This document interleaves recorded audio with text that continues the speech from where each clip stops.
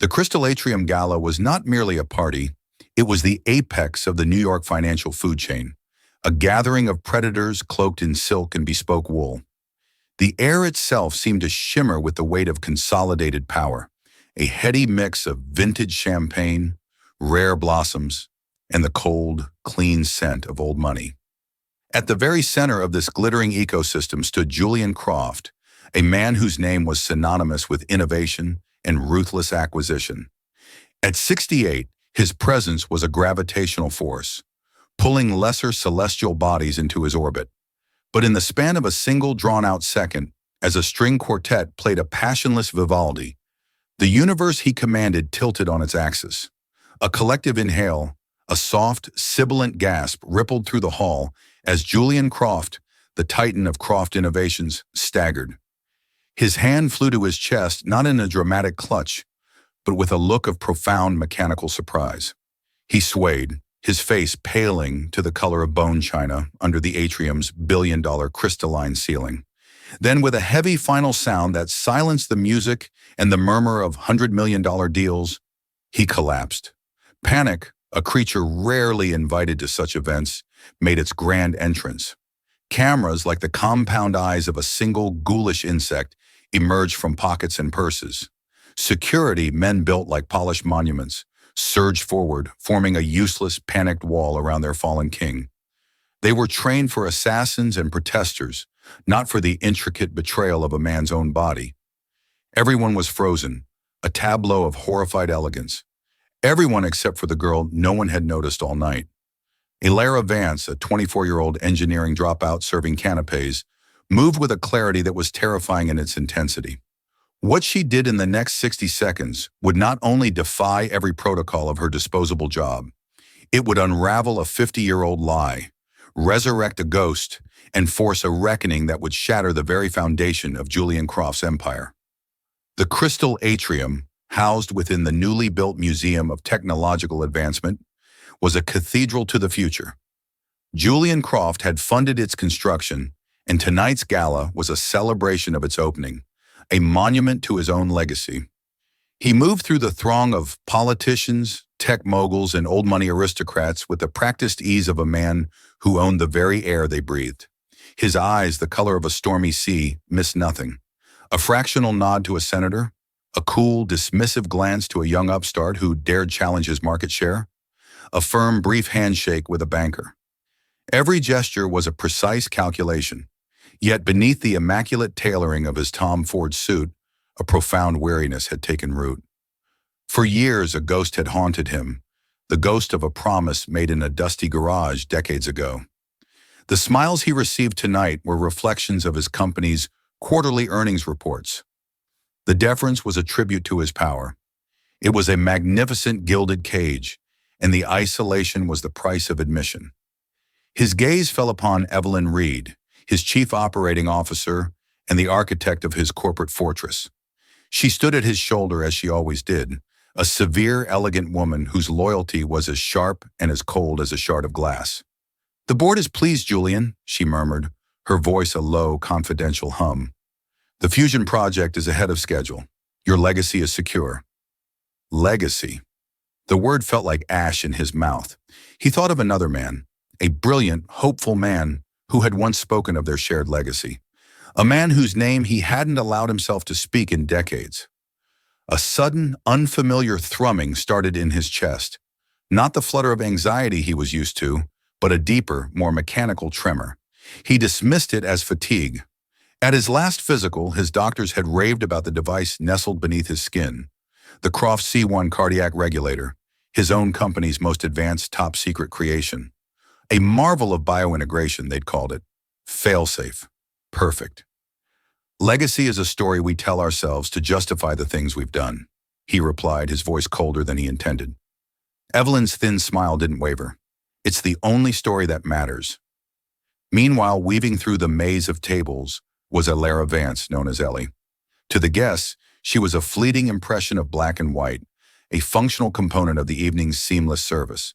To Ellie, this room was a bitter irony. She was supposed to be finishing her master's degree in electrical engineering at MIT.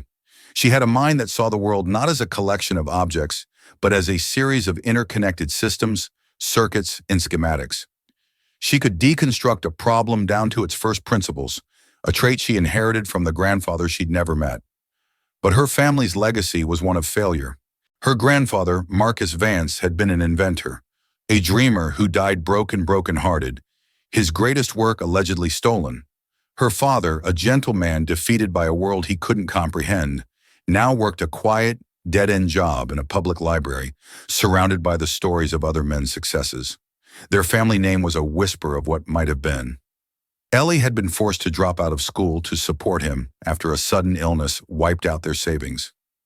Catering gigs at places like this were a special kind of hell, a constant reminder of the world she was supposed to inhabit, a world her grandfather had once been on the cusp of entering.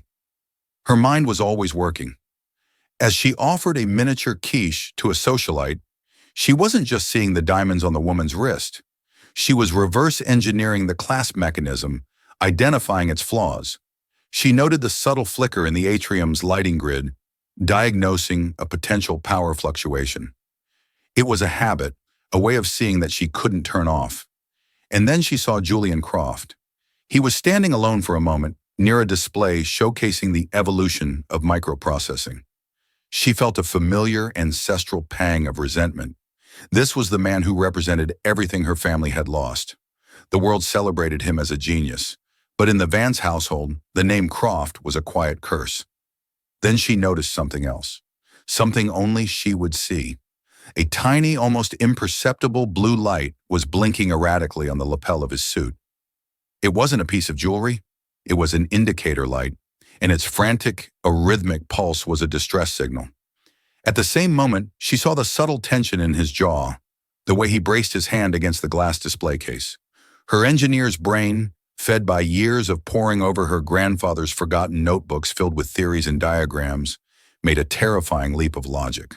That blinking light, the location, the technology, it was consistent with only one thing, a catastrophic malfunction in a feedback control system. She hesitated, the caterer's mantra echoing in her head. You are invisible, you are silent, you do not exist. Her manager, a pinched-faced woman who patrolled the floor like a prison warden, would fire her for even making eye contact with a guest like Croft. But then she saw his face. Under the cool gallery lights, his skin was taking on a waxy gray sheen. The tremors in his chest were becoming more pronounced, a visible vibration under the fine fabric of his suit. While everyone else saw a powerful man pausing for a moment of reflection, Ellie saw a system on the verge of critical failure. Her grandfather's faded schematics, sketches of a revolutionary bioregulator he'd called the Pulse, flashed in her mind. He had theorized about potential failure modes, about the precise risk of resonant frequency cascade. Taking a sharp, steadying breath, she set her tray of half-eaten canapés down on an empty chair. She began to move toward him, a small, determined cog in a machine of oblivious grandeur. Every instinct screamed that the system known as Julian Croft was about to crash, and she was the only person in the world who might know how to reboot it. The world for Julian Croft was dissolving into a cacophony of digital static. The elegant strains of Vivaldi warped into a high-pitched whine that seemed to emanate from inside his own skull. The crushing sensation in his chest wasn't pain, not in the traditional sense. It was a violent, stuttering rhythm, a drumbeat gone haywire, shaking him from the inside out. His state-of-the-art cardiac regulator, the pinnacle of his company's medical division, was betraying him. It was supposed to be his shield against mortality. Instead, it had become a cage, and the bars were rattling him apart. Black spots bloomed in his vision, swallowing the glittering chandeliers and the faces of his peers. He saw Evelyn across the room, her expression unconcerned, and a surge of cold fury cut through the fog. He would not fall here, not in front of her, not in front of anyone. He tried to straighten up to impose his will on his own failing body, but his muscles refused the command. His legs turned to water. The glass of the display case slipped from his grasp. The crash was definitive. Julian Croft, the man who had bent markets and governments to his will, hit the polished granite floor with the dead weight of a felled statue. A nearby table laden with ice sculptures was upended, sending a shower of melting swans and crystalline castles across the floor. The sound, a percussive shatter of ice and bone, was the starting gun for chaos. A wave of shrieks and gasps washed over the room. The morbidly curious, a tide of tuxedos and gowns, surged forward. Phones were raised, their screens glowing like predatory eyes, eager to capture and broadcast the moment an immortal proved to be anything but. "Give him space!" someone shouted. "Is there a doctor in the house?" cried another, a cliché made real by terror. Evelyn Reed moved forward, her face a mask of controlled alarm. "Secure the area," she commanded the security team. "Call his personal physician, Dr. Allister. Not 911. No sirens." Her priority even now was containment. Control the narrative. But Ellie wasn't listening. The moment Croft collapsed, the world snapped into sharp, crystalline focus. Her job, her poverty, her fear, it all burned away, leaving only the problem. There was the man on the floor, and there was the system that was killing him. "Get back! Everybody get back!" she yelled, her voice possessing an authority that turned heads. The crowd, startled by the command coming from a mere waitress, parted for her instinctively. She dropped to her knees beside Julian, the rough fabric of her uniform scraping the cold stone. The years spent in university labs, the nights spent deciphering her grandfather's elegant, complex equations, all of it coalesced into this single moment. Her eyes immediately found the source of the problem. Through the fabric of his shirt, she could feel the violent, irregular vibrations of the device. It wasn't cardiac arrest in the normal sense. It was an electrically induced fibrillation. An AED would be useless, possibly even catastrophic. "It's his regulator," she announced, her voice steady and clear, cutting through the panicked murmurs. "It's malfunctioning. It's in a feedback loop." A security guard, a burly man named Frank, looked at her, bewildered. "A what? Who are you?" "That doesn't matter," she snapped, her hands already moving to Croft's chest. She unbuttoned his shirt with frantic, practiced efficiency, revealing the faint scar and the subtle, terrifying bulge of the implanted device beneath the skin. A small, furious blue light pulsed under the surface. "I need something conductive and thin, a metal appetizer fork, a cocktail skewer. Now!" People stared, dumbfounded. Evelyn Reed stepped forward, her face a thundercloud of rage. "What in God's name do you think you're doing? Get away from him!" "There's an emergency override," Ellie shot back, not looking at her, her eyes tracing the device's outline. "A manual interrupt. It's an old design failsafe. He won't survive a full system reset, but I can force it into a stable, asynchronous pacing mode. I need to ground the tertiary contact point." Her words were gibberish to everyone else, but they were spoken with such absolute certainty that Evelyn hesitated for a crucial second. In that second, a quick-thinking waiter shoved a silver olive fork into her hand. "This is assault! You'll be arrested!" Evelyn warned, her voice trembling with fury. Ellie ignored her. This was the moment of truth. Her grandfather's notebooks were filled with cautionary tales about the arrogance of modern design, his belief that every complex system needed a simple, physical override, a key for the digital lock. He had sketched this exact failsafe 50 years ago. She prayed Croft's engineers had been unoriginal enough to keep it. She located a tiny indentation in the skin, almost invisible, just to the left of the device's main body. "I'm sorry, sir," she whispered to the unconscious man. Taking a deep breath, she pressed the tines of the fork firmly against the contact point. For a second, nothing happened. Then, with a jarring jolt, Julian's body convulsed, a single violent arch of his back.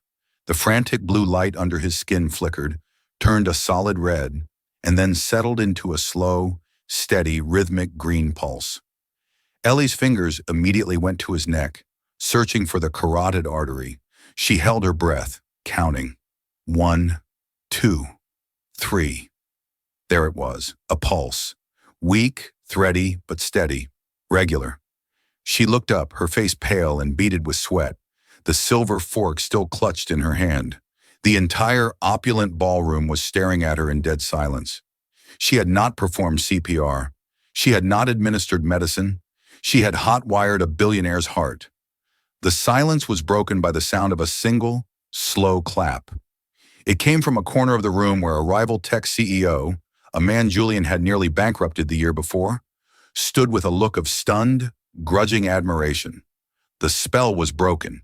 The room erupted into a roar of frantic whispers and nervous applause. But Ellie didn't hear it. Her gaze was locked on Evelyn Reed, whose face was no longer angry. It was something far more dangerous, pale with a dawning, horrified recognition. The arrival of Julian's private medical team was a whirlwind of quiet, ruthless efficiency. They were not paramedics. They were corporate soldiers in medical scrubs, equipped with technology that made a standard ambulance look like a horse-drawn buggy. They stabilized Julian, their faces betraying nothing, and prepared him for transport. As they worked, Evelyn Reed approached Ellie, her composure restored, her eyes like chips of ice. "You will come with us," she said. It was not a request. Ellie, still kneeling, her adrenaline beginning to recede and leaving a tremor in its wake, looked up at her. "I need to." "You need to do exactly as I say," Evelyn cut her off, her voice a silken threat. "You are now a material witness to a corporate security event. You will be debriefed. You will sign a non-disclosure agreement, and you will forget everything that happened here." Before Ellie could protest, two of the security guards flanked her, their presence immense and intimidating. The catering manager scurried over, wringing her hands. "Ms. Reed, I am so sorry. This employee has been terminated. She will be removed immediately." "No," Evelyn said without looking at the woman. "She's with me now." Ellie was escorted out through a service entrance and into a black town car with tinted windows that idled silently at the curb. The world she knew, of overdue bills, cheap takeout, and the quiet desperation of her father's apartment, vanished as the heavy door clicked shut. She was driven not to a hospital, but to the Croft Innovations Tower, a sleek black skyscraper that pierced the Manhattan skyline like a shard of obsidian. She was led to a conference room on one of the highest floors. It was sterile and minimalist, with a single glass table and a panoramic view of the city lights, a glittering carpet of someone else's dreams. Evelyn sat opposite her, a folder placed precisely in the center of the table between them. "Let's be clear, Miss Vance, Ilara Vance." "Miss Vance," Evelyn continued, her gaze unwavering, "you performed an unauthorized procedure on Mr. Croft. While the outcome appears fortunate, you exposed this company to an immeasurable liability. You also demonstrated a knowledge of proprietary Croft technology that you have no business possessing. So, I have two questions. Who are you working for? And how did you know about the manual override?" Ellie's exhaustion was warring with a rising tide of anger. "I'm not working for anyone. I'm a catering waitress." "A catering waitress who also happens to be a specialist in experimental cardiac hardware?" "Unlikely." "I was an engineering student," Ellie said, her voice tight. "I've studied schematics, control systems." "Studied where?" Evelyn pressed, her eyes narrowing. "Whose schematics?" This was the precipice. Ellie could lie, could create a plausible story. But looking at this cold, calculating woman, she felt a surge of defiant pride, a loyalty to the ghost who had guided her hand. "My grandfather's," she said softly. "His name was Marcus Vance." The reaction was instantaneous and profound. For the first time, Evelyn Reed's mask of icy control cracked. A flicker of something, shock, fear, maybe even a ghost of memory crossed her features. She recovered in a heartbeat, but the mask was back on imperfectly, like a fractured mirror hastily reassembled. "I see," she said, her voice a fraction tighter than before. She opened the folder. Inside was a single document and a pen. "This is a standard non-disclosure agreement. It is retroactive and perpetual. It forbids you from speaking about tonight's events, Mr. Croft's health, or any Croft technology to anyone, ever. In exchange for your silence and cooperation, Croft Innovations will settle a one-time consultancy fee." She slid a check across the table. Ellie looked down. The check was made out to her for $500,000. It was a staggering sum. It was freedom. It was the end of all her problems. It could put her back in school, secure her father's future, and erase the constant grinding anxiety that had been her companion for years. It was everything she wanted, and it was poison. Accepting it meant bearing her grandfather's name forever. It meant validating the theft that had destroyed her family. It meant becoming a footnote in the grand, corrupt history of Croft Innovations. The image of her father, his shoulders slumped in defeat as he cataloged books in the dusty library, flashed in her mind. She could not do it. "My grandfather's work," Ellie said, her voice shaking but clear. "The regulator. It's based on his designs, isn't it? The ones he called the Pulse?" Evelyn's face was unreadable, a blank wall of corporate steel. "You are mistaken." "Am I?" Ellie pushed the check and the NDA back across the table. "I don't want your money. I want an answer." "You are in no position to be making demands," Evelyn said, her voice dropping to a dangerous whisper. "You are a nobody who got lucky. You can walk out of this room a wealthy woman, or you can walk out of here with nothing and find that the world has become a very difficult place for you. Doors will close. Opportunities will vanish. You will be a ghost." The threat hung in the air, cold and absolute. Ellie stood up, her small frame radiating a strength she didn't know she possessed. "I've been a ghost my whole life, Ms. Reed," she said, looking the powerful woman directly in the eye. "I'm not afraid of the dark." She turned and walked out of the room, leaving the $500,000 check on the table. The heavy door clicked shut behind her, and for the first time, the silence she left behind was not empty. It was filled with the name Evelyn Reed had tried so hard to forget. Marcus Vance. In a private wing of a hospital that looked more like a five-star hotel, Julian Croft awoke. The first thing he saw was not the concerned face of a doctor, but the severe, familiar features of Evelyn Reed, standing sentinel by his bed. "You're stable," she said, her tone clipped and professional. "The device is in fail-safe mode. The engineers are preparing to perform a remote reset." Julian's mind was foggy, but the events of the gala were replaying in disjointed, terrifying flashes. The fall, the chaos, and a face. A young woman's face, intense and focused, leaning over him. "The girl," he rasped, his throat raw. "The waitress. What did she do?" "She interfered," Evelyn said smoothly. "Luckily, your medical team arrived before she could do any serious damage. She was a disturbed individual, clearly seeking attention. We've dealt with her." A lie. Julian knew it instantly. He had spent a lifetime reading people, and he could sense the subtle dissonance in Evelyn's voice, the careful construction of her words. He had felt the jolt, the sudden, shocking return to a steady rhythm. It wasn't the work of a fumbler. It was the work of someone who knew. "Find her," Julian commanded, his voice gaining strength. "I want to speak with her." "That's not advisable, Julian. The legal exposure—" "I don't care about the legal exposure," he thundered, pushing himself up on his elbows. The heart monitor beeped in protest. "I want to know how a waitress from a catering company knew the manual override for a prototype cardiac device that only 5 people in the world are supposed to know exists. Find her. Now." Evelyn's lips thinned, but she nodded. "As you wish." Meanwhile, Ellie's life had become a surreal landscape of paranoia. After leaving the Croft Tower, she found her world subtly altered. The catering company called to inform her she was fired not just for her actions at the gala, but due to a pattern of unreliability, a complete fabrication. The next day, her application for a small personal loan was inexplicably denied, citing a sudden, mysterious drop in her credit score. Her father's landlord served them with a notice of a surprise building inspection. They were small, unconnected events, but they felt like the tightening of an invisible net. Evelyn Reed was making good on her threat. She was being erased. Desperate, she returned to the one place she felt sane. Her grandfather's old workshop, a dusty, neglected corner of their basement apartment.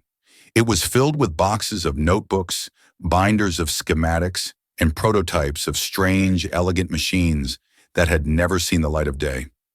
She had spent her childhood in this room, tracing the lines of his drawings, absorbing his genius through the yellowed pages. She pulled out a thick, leather-bound journal labeled The Pulse Volume 3.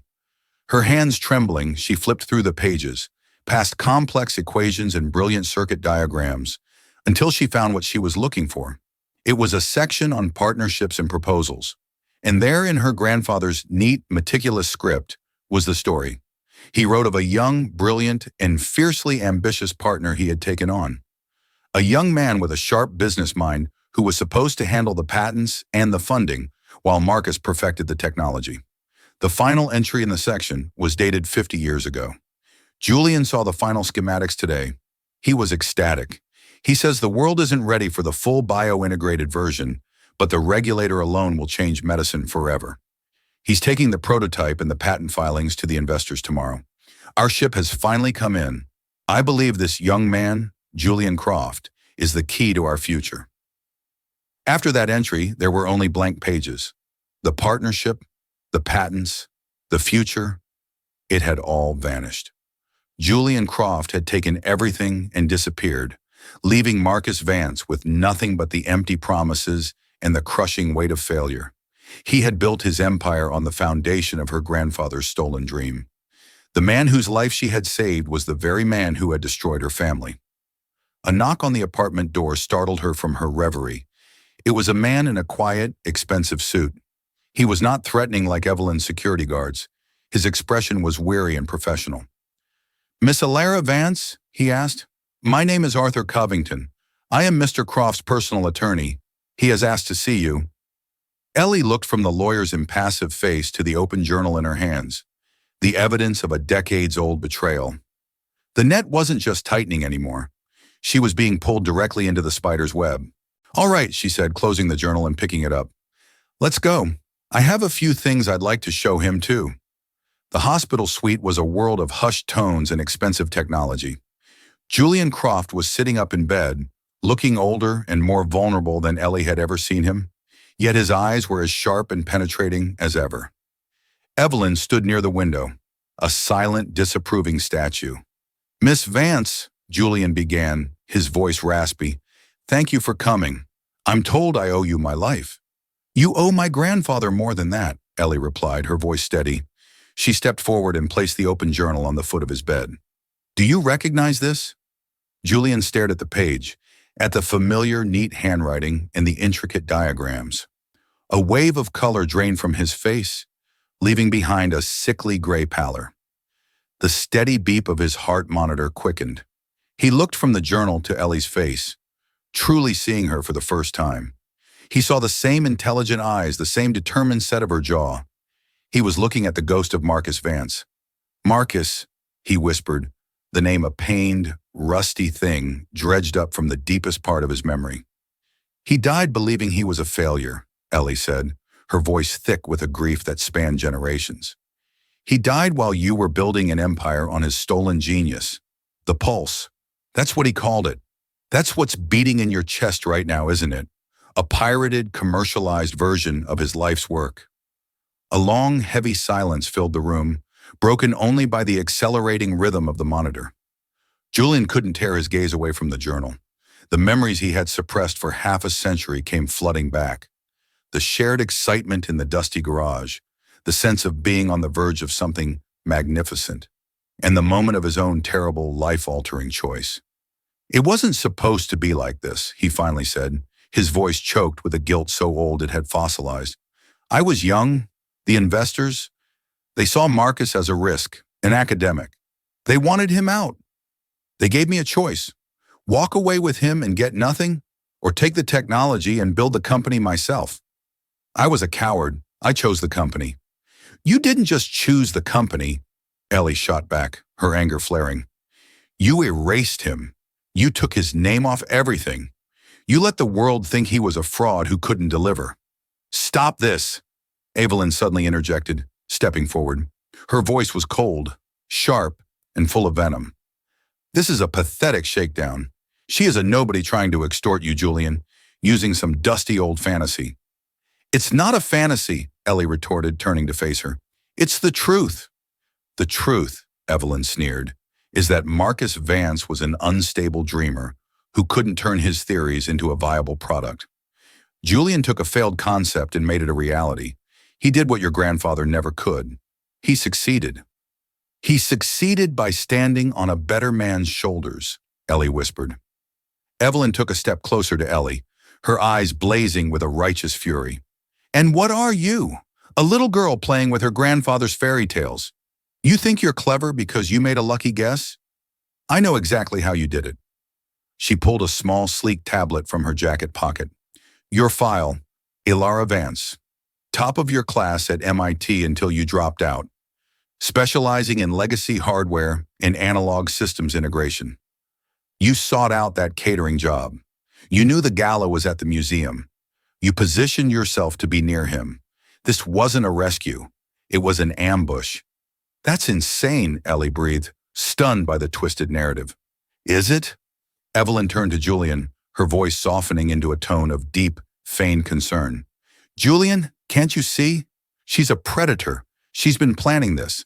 She probably researched you, found this tenuous connection to her failure of a grandfather, and concocted this entire scheme. She likely sabotaged the device herself, waiting for her moment to play the hero." The accusation was so monstrous, so audacious, that it sucked the air from the room. Julian looked from Evelyn's earnest, concerned face to Ellie's shocked, outraged one. Doubt, a poison Evelyn had been administering for decades, began to seep into his mind. But Evelyn wasn't finished. This was her final, devastating move. "In fact," she said, her fingers tapping on the tablet, "I believe you're still a threat." Suddenly, the rhythmic beep of Julian's heart monitor stopped. It was replaced by a flat, terrifying D. The alarms were a physical assault, a shriek of digital panic that vibrated through the floor. For a suspended second, no one moved. The security team, guns drawn, were statues in a tableau of crisis, their eyes darting between the three figures in the room.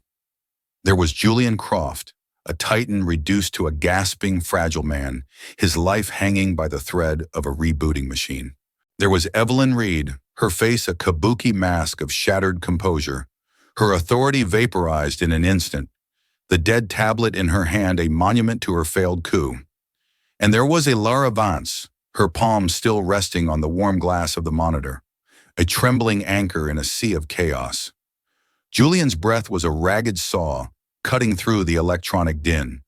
He pushed himself up, his arms shaking with the effort, his gaze locking onto Evelyn. He had seen it all in the terrifying clarity that comes with near death. The cold ambition in her eyes, the triumphant cruelty of her words. He had felt the malicious, artificial rhythm she had forced upon his heart. She had not been protecting his legacy. She had been trying to claim it, using his own stolen technology as the murder weapon. He rasped, the word tearing at his throat. The head of security, a man named Carter, took a half-step toward him. "Arrest her." The words were weak, lacking Julian's customary thunder, yet they carried the weight of an empire. Evelyn's shriek was one of pure, animalistic denial. "No, it was the girl. She sabotaged everything. She crashed the system, don't you see? I was running a diagnostic." But her hysteria was a confession. Carter's eyes, hardened by years of assessing threats, flickered from Evelyn's frantic, wild expression to Ellie's pale, exhausted resolve. He saw where the danger had truly lain. He nodded once, a curt, final gesture. "Miss Reed, please put the tablet down and place your hands behind your back." The fight drained out of her, replaced by a chilling, hollow stillness. Her carefully constructed universe, built over 30 years of ruthless loyalty and silent partnership, had been dismantled in 30 seconds by an engineering dropout with a ghost at her shoulder. As the guards moved in, her eyes found Ellie's one last time. They held no hatred now, only a vast, empty bewilderment. The look of a chess master who has been checkmated by a pawn. The following days were a disorienting limbo. Ellie found herself housed not in a police station, but in a quiet, luxurious suite in the Croft Tower, a gilded cage guarded by polite but unyielding security. She was a witness, a victim, a suspect, and a savior all at once. Lawyers with faces of polished granite came and went, taking her statement with meticulous, dispassionate precision. The world outside the tinted windows was a maelstrom. News channels ran endless loops of her, a grainy cell phone image from the gala. The anonymous waitress who had hot-wired a billionaire's heart. They called her the Angel of the Atrium, a moniker that felt absurd and profoundly wrong. She wasn't an angel. She was a girl who knew how to read a schematic, a girl who had acted on an instinct born from a 50-year-old injustice. Julian remained in the hospital, his condition stabilized but his spirit shattered. He refused to see anyone from the company, anyone from his old life. He saw only his doctors, and on the third day he sent for Ellie. She found him sitting in a chair by the window, looking out over the city that had been his kingdom. He was diminished. The gravitational force of his personality collapsed into a small, weary mass. The room was silent save for the quiet, steady beep of the monitor, a sound that was now a constant reminder of both his vulnerability and her intervention. "They tell me Evelyn has confessed everything," he began, his voice a dry rustle of leaves. "She said she was trying to protect the company, from me, from my obsession with the past." He turned from the window and his eyes, stripped of their usual power, were filled with a deep, cavernous exhaustion. "She saw Marcus's ghost in you, and she was right." He gestured to a small table. "The board has authorized a settlement for your assistance and your silence. $10 million, a consultancy role for life, whatever you want." It was the only language he knew, the transactional grammar of power and wealth. Ellie looked at the man before her, the architect of her family's ruin, and felt not the satisfying fire of vengeance, but a profound, aching pity. He was offering her a fortune, but he was the one who was truly bankrupt. "I don't want your money, Mr. Croft," she said, her voice quiet but firm. "I don't want a job. I want you to look at this." She walked to the bedside table where the guards had placed the box from her apartment. She lifted the lid and took out the thick, leather-bound journal. "The Pulse, Volume 3. She opened it to the last entry, the one filled with such hope, and placed it in his lap. "I want you to read it," she said. "I want you to read all of them. I want you to remember the man whose name you erased." Julian stared down at the journal as if it were a venomous snake. His hands trembled as he touched the brittle yellowed paper. He looked up at her, his face a ruin of long-buried shame. "What do you want from me, child?" he whispered. "An apology? It's 50 years too late for that." "I don't want an apology," Ellie replied, her own voice thick with emotion. "You can't apologize to a ghost, but you can bear witness to his life. That's all that's left." She left him there, alone with the physical proof of his original sin. It was a heavier penance than any court could levy. The legal fallout was brutal and public. Evelyn Reed, a titan of industry, was laid bare as a would-be murderer. Her defense was a masterpiece of corporate psychopathy. She claimed she had been acting in the company's best interests, performing a hostile stress test on a CEO she deemed unstable, a man compromised by sentimentality. She painted Ellie as an opportunist who had masterfully manipulated an old man's guilt. The media, scenting a far more complex story than a simple rescue, feasted on the narrative. Croft Innovations' stock plummeted. The board panicked, calling for Julian's immediate resignation. The empire was beginning to fracture. Julian ignored them all. For a week, he did nothing but sit in his hospital room and read. He devoured Marcus Vance's notebooks, not as a scientist, but as a penitent. He was transported back to the garage, to the smell of solder and ozone, to the wild, brilliant energy of his friend. He didn't just see equations and diagrams. He saw the man. He read Marcus's thoughts on ethics and technology, his fears about creating a device that could be controlled by corporations, his dreams of open sourcing the core technology to save lives, not to build fortunes. He saw in excruciating detail the exact moment his own path had diverged from his partner's, the fork in the road where he had chosen gold over greatness. He saw the failsafe Ellie had used, the manual interrupt. Marcus had insisted on it, calling it the human element, a physical key for a digital lock. Julian had argued against it, calling it antiquated. He had been overruled. And 50 years later, that antiquated human element, discovered by Marcus's own granddaughter, had saved his life from a digital assassination he himself had made possible. The irony was a physical weight on his chest, heavier than any cardiac malfunction. When he finally emerged from the hospital, he was a different man. The sharp, predatory edges had been worn away, leaving something more brittle, more human. His first act was not to address the board or the press, but to visit a small, quiet apartment in Queens. He stood at the door, a 68-year-old billionaire with the nervous energy of a teenage boy. When Ellie's father, a gentle, stooped man with Marcus's eyes, opened the door, the silence was suffocating. What could be said? "I'm sorry I stole your father's life and left you to grow up in the shadow of his failure." Julian didn't speak. Instead, he held out one of the journals. "He was a great man," Julian said, his voice cracking. "The greatest I ever knew. And I was a coward. It wasn't forgiveness. It wasn't absolution. It was a beginning." The press conference he eventually called was unlike any corporate event the world had ever seen. It was held not in a sleek boardroom, but in the cavernous, empty crystal atrium. Julian Croft stood alone on a simple stage, not behind a podium, but in the open, exposed. He looked frail, but his voice, broadcast globally, was clear. He did not speak of Evelyn or her betrayal. He did not speak of stock prices or corporate strategy.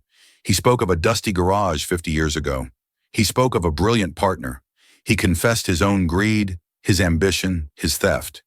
He laid the foundation of his entire life bare for the world to see its rotten core. "For half a century," he said, his gaze fixed on the camera, "I have lived a lie. The technology that built this company, the device that beats in my own chest, was born from the genius of Marcus Vance." He then announced the dissolution of the Croft Innovations Board and the liquidation of a significant portion of his personal assets. He was not renaming the company, he was ending it. In its place would rise two new entities. The first was a smaller, leaner technology firm focused on medical R&D, which he asked Ilara Vance to lead, not as a partner, but as its sole owner and CEO, funded by an independent trust. "She has her grandfather's mind," he stated simply, "and a conscience I never possessed." The second was the Marcus Vance Institute for Ethical Innovation. It would be endowed with the vast majority of his fortune, a multi-billion-dollar foundation with a simple, radical mandate: to seek out and fund brilliant minds working outside the corporate system, to protect intellectual property from predation, and to ensure that technology served humanity, not just the markets. Its board would be comprised of academics, ethicists, and inventors. Julian Croft would have no role in it, save one. He would be its first case study, his own life's work dissected as a cautionary tale. The aftermath was not a fairy tale. It was a messy, complicated, and often painful rebuilding. Ellie accepted the role, not out of gratitude, but out of a fierce, protective loyalty to her grandfather's true legacy. She was not interested in profit margins. She was interested in creating the things he never had the chance to.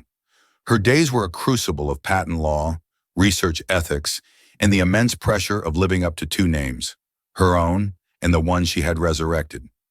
She spent her nights not in celebration, but in the quiet of a lab, her hands on the tools of creation, finding her peace in the clean, honest language of engineering. Her relationship with Julian remained a fragile, complex thing. They were not friends, not family. They were two survivors of a shipwreck he had caused, lashed together on a raft of shared history. They met occasionally in the quiet of the Institute, surrounded by the ghosts of Marcus's work.